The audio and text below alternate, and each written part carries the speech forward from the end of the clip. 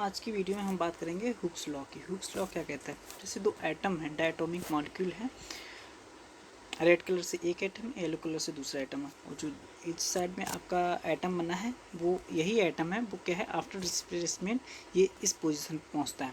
ठीक है, तो x क्या है? हमारा डिस्प्लेसमेंट है, यानी कि यहाँ पे एटम था और यहाँ पे इस डिस्टेंस पे यानी x डिस्टेंस पे हमारा एटम यहाँ पे प्रेजेंट है बाय एक्सपेंशन।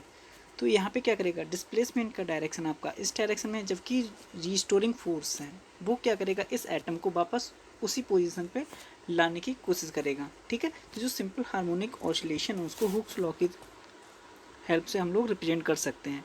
ठीक है, जैसे कि ये एटम है और यहाँ पे एक्सपेंड करके यहाँ पे पहुँच गया। ठीक है, यहाँ पे तो ये वाली जो पोजीशन है उसकी करंट पोजीशन डायटोमिक की, जो एक्सपेंशन के बाद कहाँ पहुँचता है? एटम यहाँ पहुँचता है। ठीक है, ये एटम क्या है? रिस्टोरिंग फोर्स के थ्रू वापस उसी पोजीशन पे आना चाहता है, फिर एक्सपेंड करेगा, फिर वापस आएगा। इस टाइप का जो मोशन होता है उसको हम लोग सिंपल हार्मोनिक ऑसिलेशन बोलते हैं, और उसको हम लोग रिप्रेजेंट करते हैं हुक्स लॉ की। और उसके लिए जो हुक्स लॉ के लिए इस मोशन का जो इक्वेशन है वो ये है, F = -kx। यहाँ पे जो फोर्स है वो डायरेक्टली प्रोपोर्शनल है x के, बट निगेटिव वे में। क्यों? क्योंकि जो रिस्टरिंग फोर्स है उसका डायरेक्शन अपोजिट है किसके? डिस्प्लेसमेंट के। ठीक है, इसीलिए यहाँ पे माइनस साइन आता है। ठीक है, तो रिस्टोरिंग फोर्स इस डायरेक्शन में वर्क करता है और डिस्प्लेसमेंट इस डायरेक्शन फोर्स करता है। ठीक है, जो F रिप्रेजेंट करता है रिस्टोरिंग फोर्स को, K रिप्रेजेंट करता है फोर्स कांस्टेंट को, और X रिप्रेजेंट करता है डिस्प्लेसमेंट को। जितना हमारा K की वैल्यू होगी उतना ही हमारा स्ट्रॉन्गर बॉन्ड होगा, उतनी ही क्या होगी? हमारी वाइब्रेशनल फ्रिक्वेंसी होगी। ये बात हुई हमारी हुक्स लॉ की।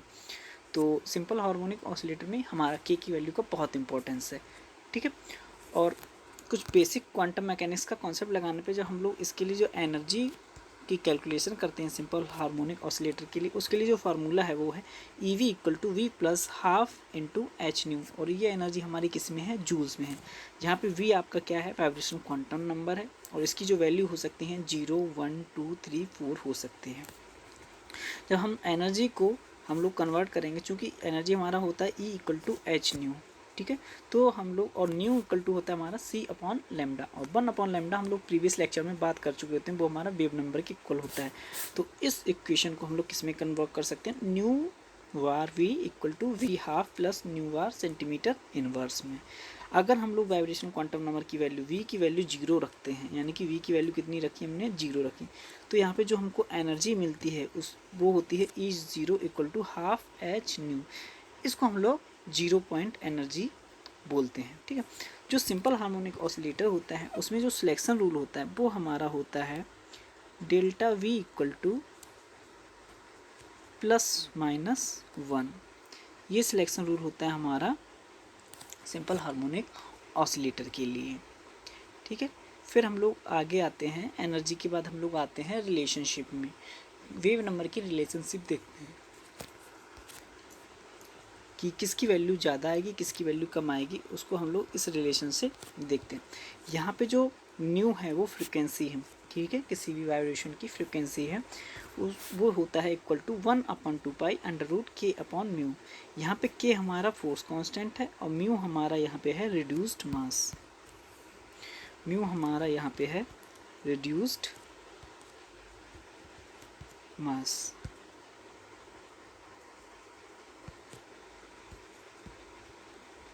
जो म्यू की वैल्यू है वो हमारी है, वो है रिड्यूस्ड मास।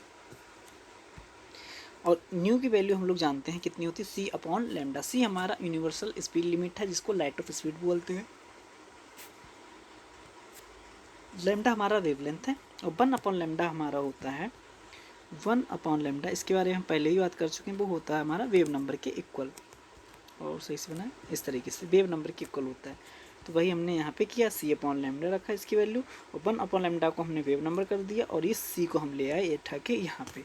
तो यहाँ से हम लोगों को क्या मिलता है? न्यू वार = मिलता है 1/2πc√k/μ।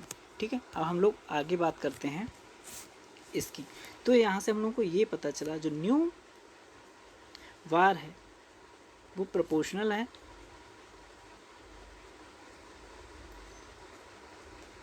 फोर्स कांस्टेंट के डायरेक्टली प्रोपोर्शनल है, जबकि हमारे रिड्यूस्ड मास के इन्वर्सली प्रोपोर्शनल है।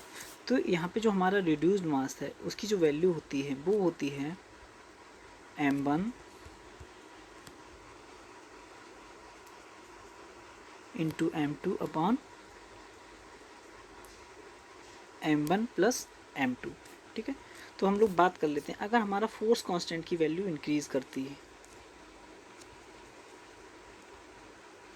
अगर हमारा फोर्स कांस्टेंट यानी कि k की वैल्यू इंक्रीज करती है तो वहाँ पे हमारा क्या होगा, फ्रीक्वेंसी यानी कि न्यू बार की वैल्यू क्या है वहाँ पे इंक्रीज करती है। ठीक है, यानी कि जितना स्ट्रेंथ यानी कि जितने ऑर्डर का बॉन्ड होगा उतनी ही उसकी क्या होगी, फ्रीक्वेंसी होगी। अगर हम लोग रिड्यूस्ड मास के केस में देखें तो रिड्यूस्ड मास के केस में जो इसकी वैल्यू आती है वो इन्वर्सली प्रोपोर्शनल होती है वेव नंबर की, सॉरी